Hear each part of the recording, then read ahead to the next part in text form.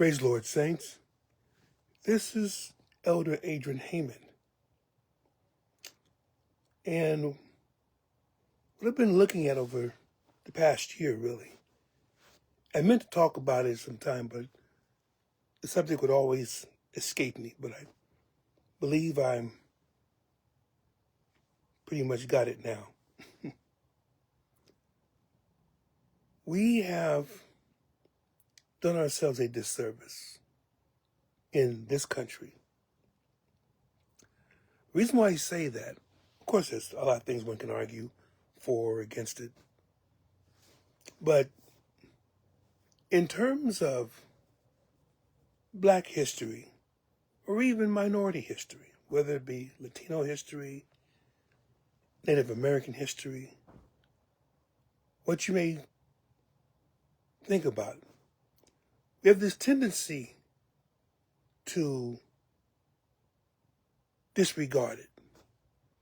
We've taken away exhibits that shown the darker portions of American history. And the reason they are taken away is because it doesn't make us feel good. Like everything has to feel good, has to give us pride, has to show that we are infallible. When all that we're really asking for is to be fair, be human. And the reason why I say that is because it's human to make mistakes. And it's even more human to admit that you made mistakes and to learn from those mistakes. But I fear that we're going to repeat the same old things. And we talk about the country coming together. That's going to split us apart. It's going to remain a wedge. Because whereas we're happy about Americans did this, Americans did that, Americans did that, but there's always will be a undertow, an undercurrent, so to speak, of those who feel as if their history has been ignored, washed away, vanished. And I understand that history belongs to the victors. The victors get to write their stories. But we're not dealing with victors and losers here. We're dealing with what's right. We're dealing with things as they have actually happened. And I appeal to none other than the Bible that many of us read to let you know how it's not always the good things that people have done, but it's also the things that they have done that weren't so good.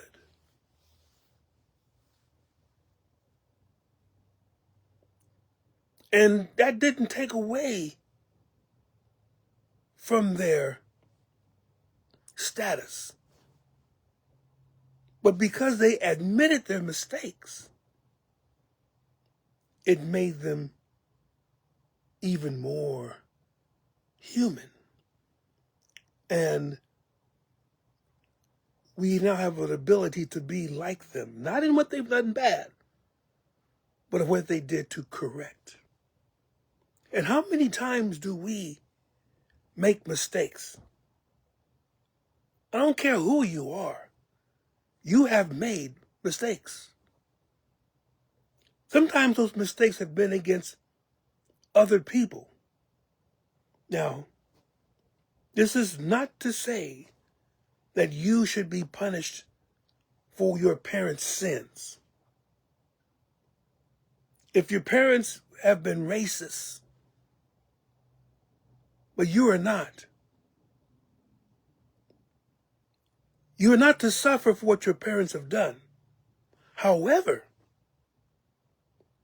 you should know what your parents have done and know how bad it was. Because then maybe we would get together and work to make this country really what we think it should be. And you can't do that. The mantra, make America great again. In a way, I believe that. But in order to make America great again, is to realize that America made mistakes. Made many mistakes. But the question is, are we learning from those mistakes? Or are we repeating them because we're afraid? We are afraid that we won't look good. This isn't about looking good. Now, I did tell you about the Bible, right? I'll give you several examples. How many of you know that Abraham, we call him the father of faith? How many of you know that he lied twice to two different leaders about his relationship with his wife? He was so afraid that he told his wife to tell these leaders, she is my sister. Now, although he was truly his wife's brother, and in those days it was the delineation between brothers, and plus that she wasn't a full sister, like a half sister, but still sister.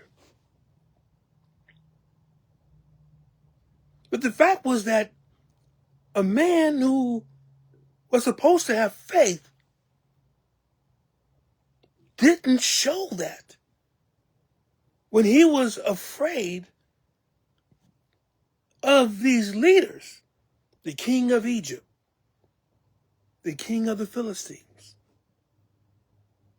That he was afraid that they would kill him if he told the truth. Someone said, swear to your own hurt and change not. Which essentially means is whatever you tell the entire truth and stand upon it and don't change it, regardless of what happens. Now, that wasn't one of the better things of Abraham or Abraham, but it's recorded in the Bible. It's recorded in the Bible. Moses. For those of you that like to think of having pureness, Moses married an Ethiopian woman. Aha! Interesting. His brother and his sister didn't like it. There's plenty of Israelites you could have married. How come you married the Ethiopian woman? Who says that about Moses nowadays? But he did. Not saying that was good or bad, but he did. He married an Ethiopian woman, which meant that the Ethiopian woman probably had a darker complexion than Moses had. Don't you realize that the genealogy that included David included a prostitute, and included a Moabite, what do you call it? A foreigner. But yet no one excluded the foreigner. No one said, David, you're not pure blood. They made him king. At least the Lord made him king. And he was, even with his problems, and I'm saying again, even with David's problems, the Lord blessed him. I want you to think about that.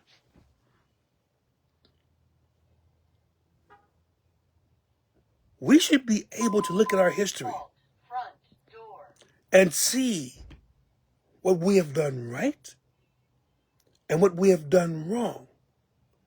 And if we've done something wrong, then how do we, or how did we correct that wrong?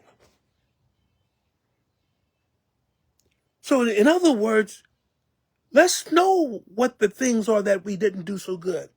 It's not about us feeling good or feeling bad about our history. Oh, don't tell us about our history because we don't want to feel bad about it. Well, you won't change it until you do feel bad about it.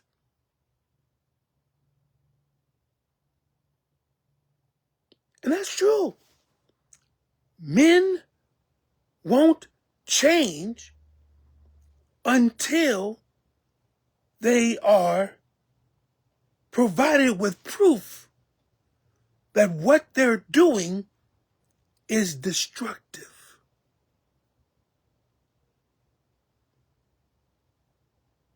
Eliminating most of the Native Americans, that was destructive. Misusing many Chinese as they helped build the railroads, that was destructive. Putting Japanese Americans who have become naturalized or were born in the United States were placed in internment camps. Why? Because there are some people who are feeling, they may turn colors and go to the Japanese side in World War II. And there was many that fought for the United States. That was destructive. Those essentially who came over the border illegally, end up giving cheap labor so they have a chance of experiencing the American dream, as many others had done before them. Not everybody got a passport from European nations. Some snuck on boats, but they weren't sent back. They became part of this nation's fabric.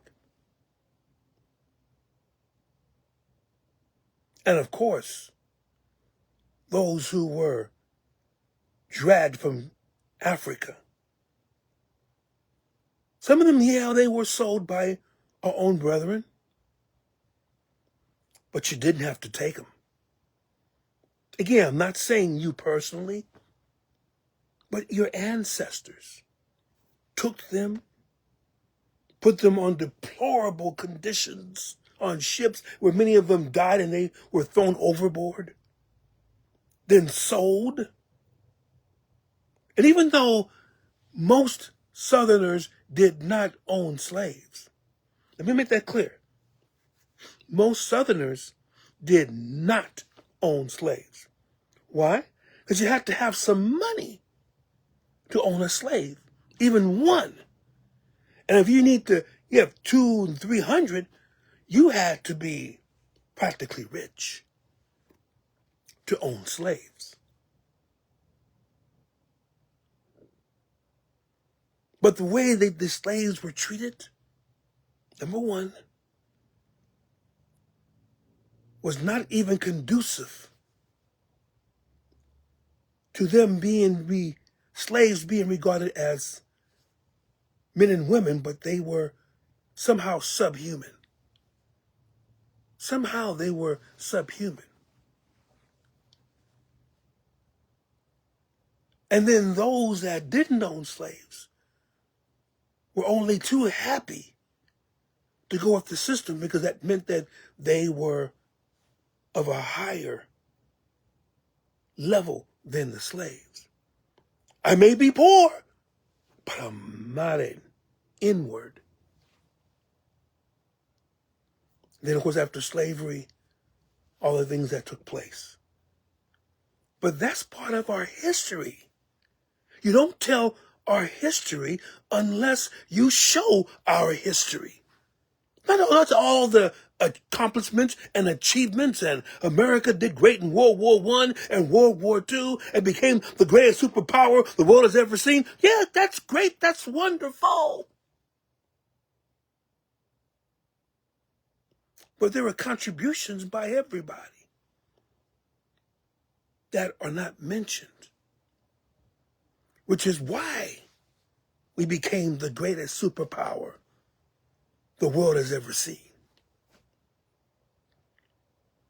If we are to be one nation under God, then we have to treat the nation, the people who make this nation, as one people under God.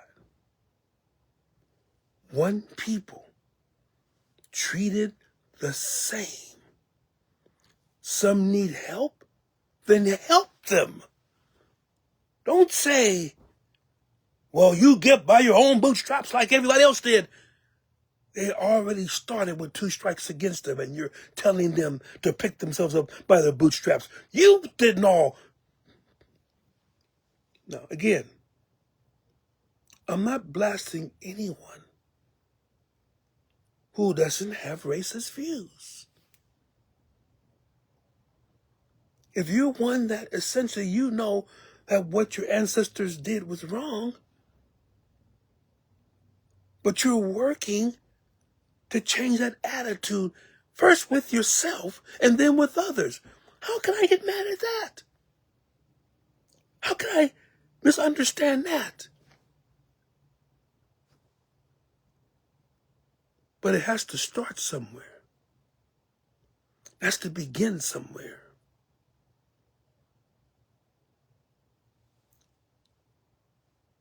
And washing away our history of all the bad things, that's not even biblical. So if we're supposed to be a Christian nation, then as Christ exposed the hypocrisy of not only the Pharisees, but the people as in general, we have to do the same thing with our country. Not so the country will be destroyed, but so the country can be united and we become a stronger nation as a result. I'm not saying you can change everything at one time, but if your attitude reflects the idea that everybody is worthy to be counted as a person, and that those that need help should get help until they can stand on their own 2 feet, then you've got the message. You've got the message as the Bible has said. That's my politics for the day. God bless you in Jesus' name.